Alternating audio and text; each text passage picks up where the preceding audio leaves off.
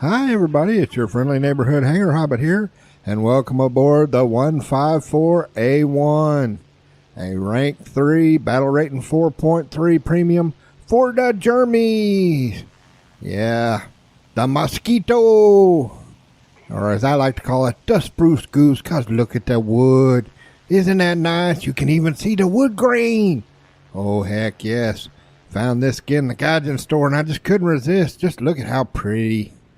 One thing you will have to watch out with this sucker, speed. Good grief, can this thing wind up in a friggin' dive, boy. It can overspeed real easy. So as you can see, I'm going to have to bleed me off a little bit of speed.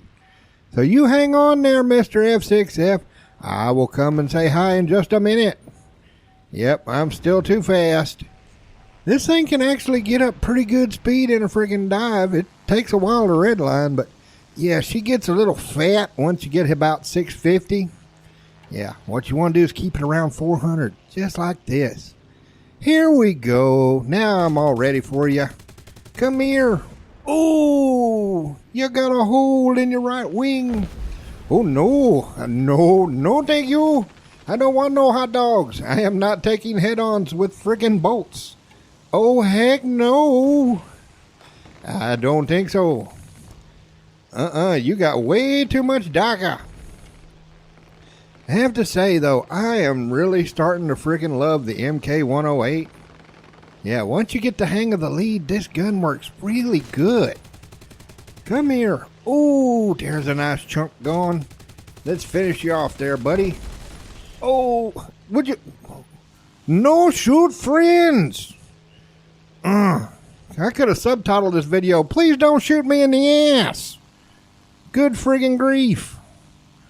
The only way I was able to fix it is I had to get rid of the friggin' using the night tracers. I was using the night tracers before because it's not quite as bright on the 30mm, and I found it a little more aesthetically pleasing. Problem was that the night tracers cause a lot of fires, and the second somebody gets set on fire, everybody on your team will shoot at you. Oh. Good freaking grief. The amount of times I got shot in the butt till I figured out that nope, night tracers equal bad.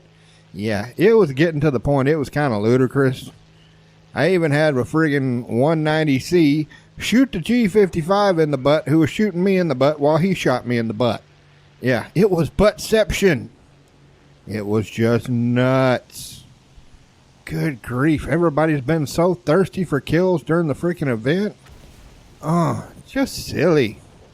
Good grief. Play nice. Don't shoot friends. Play nice. Oh. Good grief. Look at this team. Look at that. Chasing the bomber like a bunch of dogs. Chasing a freaking truck. Oh, that makes me sad. That's dang near every match now these days. Oh, well, what can you do? Oh, but look at this. We got some tasty treats down here. Oh, heck yes. We got F6Fs. We got P38s. Oh, yes. My kind of tasty treats. Oh, and look at them. They're after my brother. Hang on, brother. I'm coming. I'm coming. You hang on, fellow Moskito. That's it. We're trying to save you. Yes, come this way. We will help you, brother. Oh, look out, 205. You got one on your... Oh, no. I lost my brother. Well, I will avenge you. Say hello to Derp Gun. Ooh, MK108. Rat to the wing. Tasty. Oh, and there's the one that went after the friggin' 205. Well, I will revenge you too, buddy. You come here. Get some derp. Yes. 30mm. So tasty. Yeah. Now you see why I like to keep the gun split on this? You can rack up the kills with just the MK108. Then you got all that extra cannon ammo in case you need to clean up. Oh, heck yes. Are they still chasing that bomber? Oh, good grief. Let me go ahead and put a cut in because, yeah, this is about to get sad. Because two guys tail sitting a 264. Yeah, you know how that ended. Yeah, One of them got nuked, and then the other one, when I finally get up here to freaking go see if I can help out Mr. 264, yeah, he decides the smart idea would be to Zerg rush our airfield at about 2,500 meters. So the AA will be nice and accurate. Yeah, swarming against 4 guys right over the runway when you're the only guy left. And the sad part is, he had an altitude advantage. Yeah, he was at like 6,500 meters before he got this bright idea. Oh, Allied teams. Oh, well, I shouldn't say Allied teams. I should say more USA teams. Because, yeah, you get some British pilots, they're actually pretty smart. It's the USA pilots that tend to be, well, not the brightest bulbs in the pack, if you know what I mean. And, of course, last one lands and Jay's out. Can't say I blame him, really. Well, let's see how we did, boys and girls. Put on my pretty victory smoke. And, oh yes, first place on the team, 4 kills. I will be more than happy to take that in my beautiful spruce goose. Oh, and we got a box. Come on, Gaijin. Is it gonna suck? You're so good at making them suck. Come on, you can do it.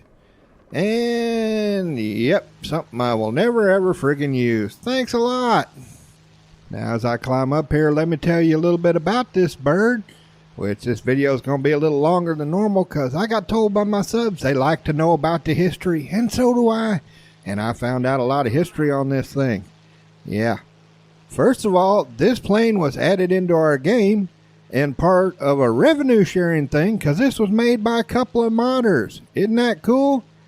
And, you know, I really hate to say something bad about them because it is a beautiful plane, but, you know, I like my history. Just FYI, this ain't a 154A1.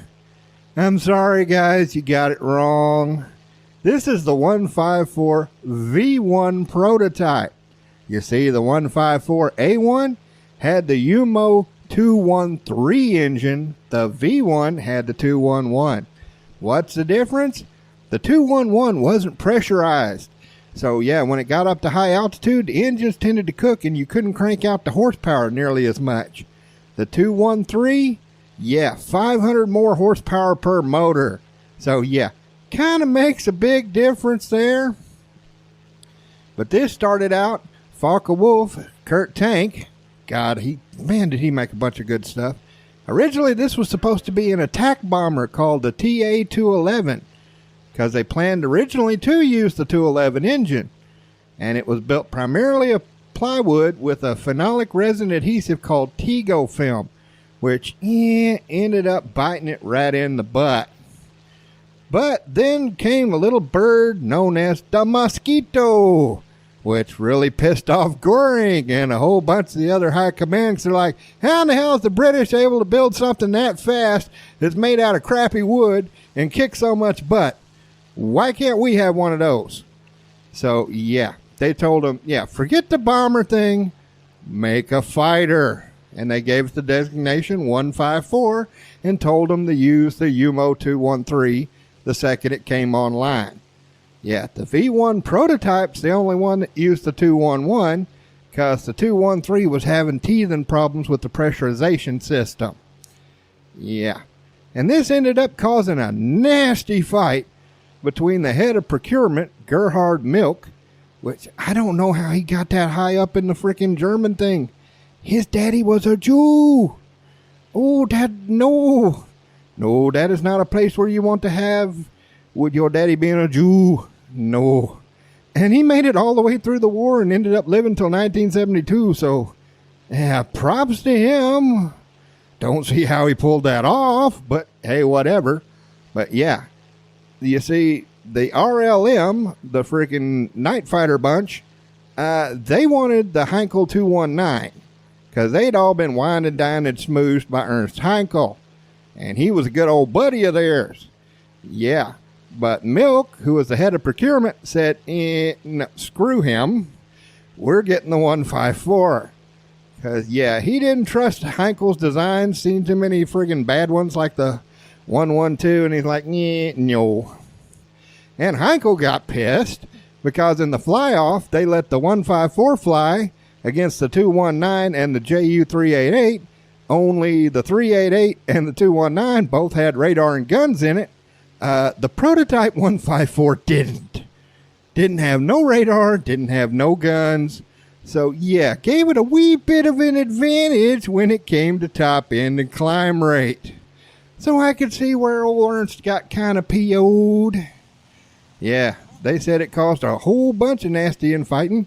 With Milk getting so peed off, he spent most of the remainder of the war trying to get the 219 canceled. But it turned out they were both completely screwed. Yeah, remember how I said this thing used Tego film? Guess what? Only one factory could make that stuff, and it got bombed out by the Allies. Completely leveled to the ground. Yeah. So they said, that's okay, we got another glue. We'll use that instead. Problem was nobody actually ever bothered to test that particular glue against wood. And it turned out it created an acid that ate through the frickin' wood over time. Yeah, so the first of the 154 A1s, yeah, during trials their wings fell off. Yeah, killed both pilots, by the way. So, yeah. All that infighting, all that being nasty, all the ugliness, and it turned out to be completely freaking pointless because the one thing they needed to make this damn plane work, they allowed to be made in only one factory, which got completely nuked. Give it up to the Brits. At least they knew you spread stuff out. You don't have everything linked together in one little spot where it's so easy to just wipe it off the map. That was just silly. Speaking of silly, this is what you'll end up having to do a lot of times if you fly the 154. Babysitting stupid boomers. Could they not just wait for the fighters to get up there? No. They all think they're battleships. So they're going to rush against a whole bunch of frickin' whirlwinds. Why you do that? Why? You so stupid. You wait for fighters. We can save your butt if you would just quit. Oh, hello there, Mr. 38. Oh. Again, no shoot friends. Good Lord, look at the stream. Hang on, air whale, I'm trying to save you. Stop with the silliness. Quit shooting for all of 30 seconds and I can help you. Jeez. You know, I don't know what is friggin' worse. All the stupid boomers at Zerg Rush or my frickin' team taking head-ons from P-39s. Doofus. You don't take head-ons with derp guns. No. That's silly.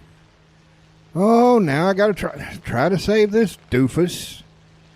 That's the runway. What are you doing? Don't dive that way. Jesus, you're trying to get us all killed? Doofus, pull up. There you go. There. Oh, low bridge. Oh, there. You are safe now, friend.